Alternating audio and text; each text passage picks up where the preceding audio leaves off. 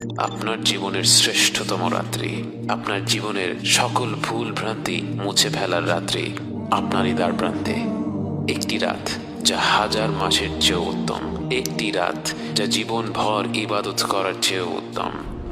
লাইলাতুল কদর এমন একটি রাত যা হাজার মাস অর্থাৎ ৮৩ বছরের চাইতেও উত্তম। কত রকম ভুল ভ্রান্তিতে আমরা ডুবে আছি, অথচ আল্লাহ তাআলা আমাদের কারো জন্য লাইলাতুল কদরের মতো মহিমান্বিত রাত্রির দরজা বন্ধ করে দেননি। রাসূল সাল্লাল্লাহু আলাইহি ওয়াসাল্লাম বলেছেন, লাইলাতুল কদরকে রমাদানের শেষ 10 রাত্রিতে খোঁজো।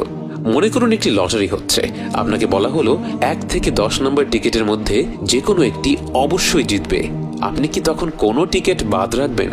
টিকিটের দাম যতই হোক না কেন, লটারি জেতার পুরস্কার তার থেকে লক্ষ গুণে বেশি। তাই এই বিরাট পুরস্কারের কথা চিন্তা করে আপনি 10টি টিকিটই কিন্তু কিনে ফেলবেন।